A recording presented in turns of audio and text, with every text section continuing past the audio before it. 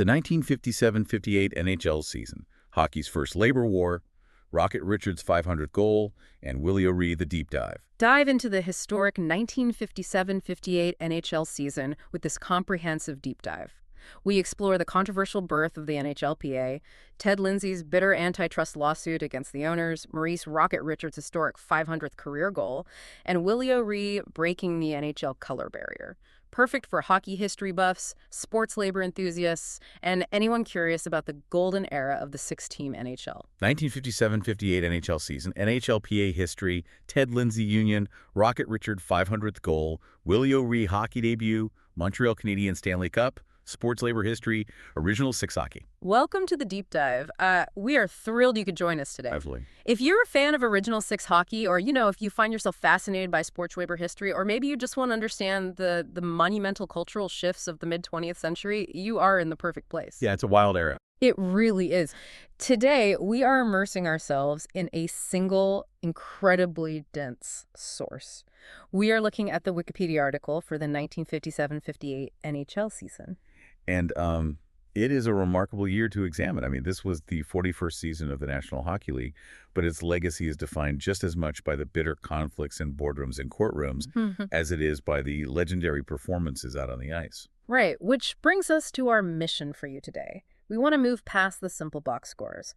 We are exploring how a 70-game, six-team sports season transformed into a literal battleground. We're talking about the turbulent history of the NHLPA, the Ted Lindsay Union Drive, monumental racial progress, and athletic milestones that fundamentally altered the sport. And all of this is colliding within a span of just a few months. The contrast is really what makes this specific season so compelling. On one hand, you have the Montreal Canadiens cementing this historic Stanley Cup dynasty, but on the other hand, the foundational economic structure of the entire league is facing an unprecedented challenge from the players themselves. Okay, let's unpack this, because the off-ice drama really sets the tone for everything that follows. To truly grasp the weight of the 1957-58 season, we have to rewind slightly to February 11, 1957. Right. Two star players, Doug Harvey and Ted Lindsay, reach a breaking point. They spearhead a drive to form the National Hockey League Players Association, and they immediately take the drastic step of suing the NHL. Yeah, they didn't hold back. No, they didn't.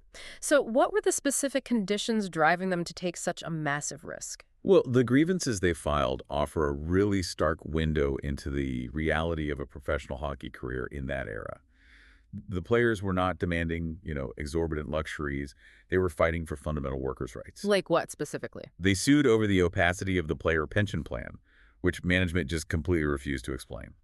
They wanted a basic salary during training camp, standard meal allowances, compensation for playing in physically demanding exhibition games, and a no-trade clause after 6 years of service, so they couldn't just be uprooted on a whim. Wow. And management's response was essentially a brick wall, right? Oh, absolutely. The NHL flatly declined to negotiate over any benefits and kept their books firmly shut. Which led the players to escalate their tactics dramatically. On October 10th, 1957, right as the season we're focusing on was getting underway, the players filed a massive antitrust lawsuit. A huge deal. Yeah. They alleged the NHL had monopolized the professional hockey industry since 1926. For those of you who might not spend your days reading labor law, how exactly did the players build an antitrust case? They utilized the Sherman and Clayton Antitrust Acts. For context, these are federal laws designed to stop monopolies from illegally controlling a market. The players were basically arguing that the NHL was an illegal cartel. An illegal cartel. Exactly. Because there was no competing league, the owners could artificially depress wages, restrict movement, and trap players in their jobs with zero free market leverage. The lawsuit was a direct attempt to break that monopoly power. That brings us to the owners' counteroffensive, which the sources detail as incredibly ruthless. They immediately recognized the need to fracture the union's momentum by targeting its leadership. Classic union busting. Right. Ted Lindsay was not a fringe player. He was the highly respected captain of the Detroit Red Wings.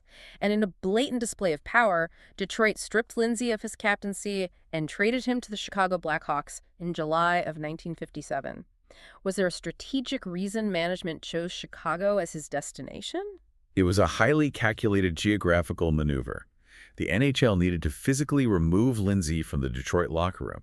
Detroit was the American team, The newly formed NHLPA had specifically targeted for their first major certification vote. Wow. Yeah, it's textbook. Isolate the primary agitator, remove him from the shop floor, and create a chilling effect among the remaining workers. But the psychological warfare didn't stop at trades. The general manager of Detroit, Jack Adams, took things to an entirely different level.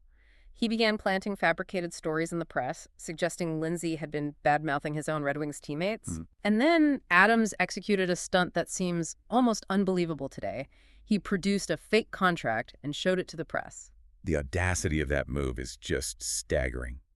Adams created a forged document inflating Lindsay's salary, designing it to look as though Lindsay, the union leader, was secretly making significantly more money than his teammate, Gordie Howe. And Gordie Howe was the reigning MVP at the time. Exactly. The reigning Hart Trophy MVP and a close friend of Lindsay's. It is easy to look back now and wonder how professional athletes could fall for a forged piece of paper. What was it about the environment of the 1950s NHL that made a tactic like that so successful? You have to consider the intense isolation these players experienced. There were no sports agents to verify market values. Salaries were fiercely guarded secrets, and players were heavily discouraged from discussing their pay with one another. So they were completely in the dark. Completely. When you combine that total information blackout with the sheer authority a general manager wielded over a player's livelihood, it breeds deep paranoia. Adams knew exactly how to exploit that vulnerability. And his exploitation worked flawlessly. The Detroit players felt betrayed by their former captain, and on November 13, 1957, they officially disassociated themselves from the NHLPA. It feels like the owners were playing a completely different game, utilizing confusion and fear to turn the players against their own interests. The ideological warfare occurring in the background was arguably the owner's most potent weapon. A major reason the union busting succeeded was the genuine confusion among the players regarding what type of organization they were actually forming. Right, because they didn't know if they were joining a formal trade union or a looser association. Precisely. And the legal jurisdiction only added to that chaos. The NHLPA applied for certification in Canada with the Ontario Labor Relations Board, the OLRB. But professional sports leagues operating across international borders created a legal nightmare. Because you have American teams and Canadian teams. Right. The OLRB handles provincial Canadian labor, while the U.S. National Labor Relations Board handles American federal labor. Neither entity had any real precedent for classifying athletes who crossed the border constantly. And the players themselves were deeply apprehensive, weren't they? Yes, they were accustomed to negotiating individual contracts, and the concept of a traditional trade union bound by a single collective agreement felt alien. The NHLPA's legal counsel, Milton Mound, attempted to clarify this dynamic. He explained they would only collectively bargain on universal matters like pensions and travel expenses while retaining the right to negotiate individual salaries. But that nuance was completely lost once the owners launched their public relations campaign. And we are strictly reporting the rhetoric of the era here, but Toronto Maple Leafs owner Conn Smythe aggressively shaped the narrative. He really went on the offensive. He went to the press, branding the players' efforts as a trade union and stating they were acting like, quote, commies. He insisted they were independent contractors with no right to collectively organize, and he overtly threatened that unionization would result in the immediate loss of all individual performance bonuses. Smythe's rhetoric struck right at the heart of the players' financial anxieties, and the campaign of fear succeeded. By November, the U.S. Labor Board requested the NHLPA withdraw its unfair labor practices charge, citing a lack of jurisdiction. And then by early January of 1958, the Montreal Canadiens players rejected the association entirely. The institutional momentum was just dead. Which brings us to the climax of the off-ice battle. The legal avenues are stalled, the player votes are failing, and the league is eager to sweep the public relations disaster under the rug. So, following the regular NHL winter meetings, the two sides convene for a marathon 13-hour meeting in a boardroom at the Biltmore Hotel in Palm Beach. And in a revealing twist, they intentionally barred all lawyers from the room. It was just the exhausted players and the entrenched owners hashing it out face-to-face for over half a day. They ultimately reached an out-of-court settlement on February 5, 1958. But looking at the terms of that settlement, the players walked away with very little. The NHL promised a $7,000 minimum wage, but the source material points out that $7,000 was already the unofficial norm across the league. Right, it wasn't really a gain. They secured a marginal increase in pension and hospitalization benefits, a soft limit on exhibition games, And the right for a player to be the sole judge of his physical fitness to play following an injury. It is a profoundly anticlimactic resolution to such a fierce struggle. The NHLPA essentially dissolved in that Palm Beach boardroom. The systemic issues of owner paternalism remained entirely intact, and the concept of a powerful players' union would not gain meaningful traction in the NHL again until 1967. They comprehensively lost the labor war. They really did. Now, it's easy to assume this boardroom defeat would crush the players' spirits on the ice. But remarkably, the exact opposite happened. The tension behind the scenes seemed to fuel one of the most explosive, record-breaking seasons the sport had ever seen. The dichotomy is fascinating. You have athletes who were treated as disposable commodities during the week, transforming into absolute titans on the weekend. The level of play during the 1957-58 season was breathtaking. Let's pivot to the ice and delve into the milestones, starting with October 19th, 1957. The Montreal Canadiens are hosting the Chicago Blackhawks. Montreal's Maurice "Rocket" Richard fires a shot past Chicago goaltender Glenn Hall in a 3-1 victory. With that specific goal, Rocket Richard becomes the first player in the history of the NHL to score 500 career goals. Reaching 500 goals in that era is difficult to fully contextualize today. The equipment was incredibly heavy, the sticks were unforgiving, and the defensive styles were punishing. It was a statistical equivalent of breaking the sound barrier. Wow. No one was entirely sure if a human being could actually score that many goals in a career against professional goaltending. And beyond the statistical marvel, the moment carried immense emotional weight. Immediately after securing the milestone, Richard dedicated his 500th goal to his former coach, Dick Irvin. Irvin had passed away just months prior, in May of 1957, following a grueling battle with bone cancer. It was a poignant display of the deep personal bonds within the Montreal organization. That dedication really highlights the tight-knit culture that existed within these locker rooms. Richard's milestone was a monumental piece of hockey history, but another event that season pushed the cultural boundaries of the sport even further. Without question, if you commit only one date from this deep dive to memory, let it be January 18th, 1958. The Boston Bruins are facing the Canadiens in Montreal. A young player named Willie O Ree steps onto the ice for Boston. Willie O Ree's hockey debut officially broke the NHL color barrier. He became the first player of African descent to play in the league. Stepping into the physical, often brutal environment of a 1950s NHL game required immense courage, especially given the racial climate of the era. The atmosphere surrounding that debut is a crucial piece of the story. The sources note that the crowd in Montreal was generally respectful, allowing him to focus on the game itself. But there is a detail about O Ree that elevates his accomplishment to a completely different level of athletic resilience. He accomplished all of this while hiding a severe physical impairment from the league. It is an incredible testament to his determination. O Ree was 95% blind in his right eye due to a stray puck striking him earlier in his amateur career. 95% blind. Yes. And the NHL had strict rules against players competing with severe vision loss, so O Ree simply kept it a secret. Because he played left wing, he had to physically turn his entire head to see the puck coming from his right side. He broke the color barrier in a hyper-competitive 6-team league with only one functioning eye. It is one of the most awe-inspiring feats in sports history. While O Ree and Richard were securing their legacies, the 1957-58 season also offered a spectacular preview of the league's future through an intense rookie rivalry. The race for the Calder Memorial Trophy, awarded to the league's top rookie, featured two players who would go on to define a generation of hockey.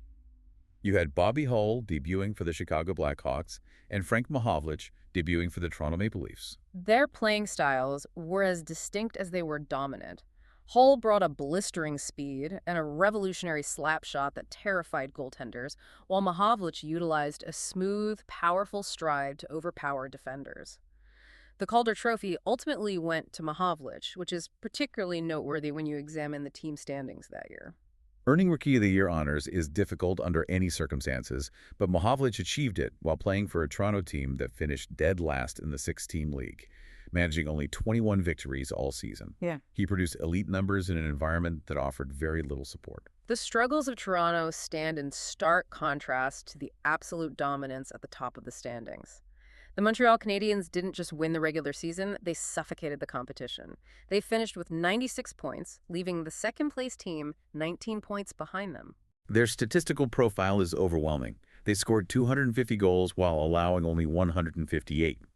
That plus 92 goal differential speaks to a roster that was flawless in all three zones of the ice. They possessed a blend of offensive firepower and defensive structure that the rest of the league simply could not solve. Meanwhile, the New York Rangers secured second place, marking their highest finish in the standings since the 1941-42 season. Their resurgence was anchored by a fascinating midseason goaltending drama. The Rangers featured the legendary Gump Worsley in net, but when Worsley fell ill, the team recalled Marcel Paye from the American Hockey League to substitute. Paye's performance was so spectacular that it forced the Rangers management into a difficult decision. They actually demoted Worsley, a proud and established veteran, down to the minor leagues for a brief period to keep the hot hand in net. You can only imagine the blow to Worsley's ego. However, he channeled that frustration brilliantly. He really did. Upon his recall to New York, Worsley delivered the finest campaign of his career up to that point, posting a 2.32 goals against average with 4 shutouts to cement the Rangers' second-place finish. With the 70-game regular season concluded, the playoff bracket was set. The postseason opened with the dominant first-place Montreal Canadiens facing the third-place Detroit Red Wings, while the second-place New York Rangers took on the fourth-place Boston Bruins. Montreal quickly demonstrated exactly why they were the top seed, dispatching Detroit with a clean 4-game sweep. The other side of the bracket delivered an upset, as Boston defeated the Rangers 4-2 despite New York holding home ice advantage. This established a Stanley Cup final showdown between Montreal and Boston. This matchup represents the absolute zenith of the Montreal dynasty. The Canadiens were making their 8th consecutive appearance in the Stanley Cup Finals. Sustaining that level of excellence through injuries, aging rosters, and immense pressure is an extraordinary achievement. And they executed flawlessly when it mattered most. Montreal defeated Boston 4-2, claiming their 3rd consecutive Stanley Cup triumph. The individual awards handed out at the conclusion of the season perfectly illustrate the sheer concentration of talent driving the league at the time. The hardware was distributed among a collection of first-ballot Hall of Famers. Gordie Howe of the Detroit Red Wings captured the Hart Trophy as the league's most valuable player. Dickie Moore of Montreal secured the Art Ross Trophy as the top scorer with 84 points.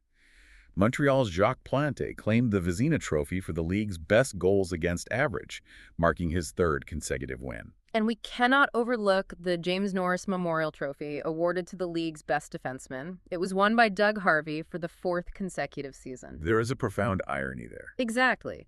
The profound irony is that the same man who co-led the failed Union uprising, the man management viewed as a dangerous agitator, was undeniably the most vital defensive player in the sport.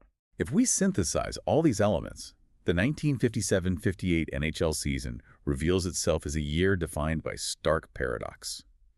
On the ice, the athletes pushed the physical and cultural boundaries of hockey to unprecedented heights. Willie O Ree stepping onto the ice was a massive triumph. Rocket Richard hitting 500 goals was a triumph. But off the ice. Off the ice, these larger-than-life heroes were thoroughly defeated in their quest for basic worker protections, crushed by intimidation and legal maneuvering. It really changes the way you view the vintage footage of those players hoisting the Stanley Cup. They were undisputed champions, but they were also financially vulnerable workers. Which brings us to a final thought we want to leave you with today. In the source material, author J. Andrew Ross provides a brilliant analysis of why the players' union collapsed so completely. Ross observes that the league owners defeated the union not merely through legal attrition or fabricated contracts, but by actively weaponizing the cultural bonds of loyalty and tradition. The owners leveraged the concept of the team family to maintain total economic control, portraying any demand for fair compensation as a betrayal of the sport's noble heritage. That is exactly what we want you to consider as we conclude. Examine your own modern professional life. How often do corporations today utilize those exact same concepts? How frequently are the ideas of loyalty, tradition, or the phrase, "we are a family here," deployed as tactics to discourage workers from organizing or demanding their fair market value? It was a highly effective strategy against Gordie Howe and Ted Lindsay in 1957. Does that same strategy still work on you today? It is a critical question to keep in mind the next time leadership emphasizes company culture over concrete benefits. Thank you for joining us on this deep dive into the 1957-58 NHL season. We hope you uncovered a new perspective on the history of the game, and we will catch you next time.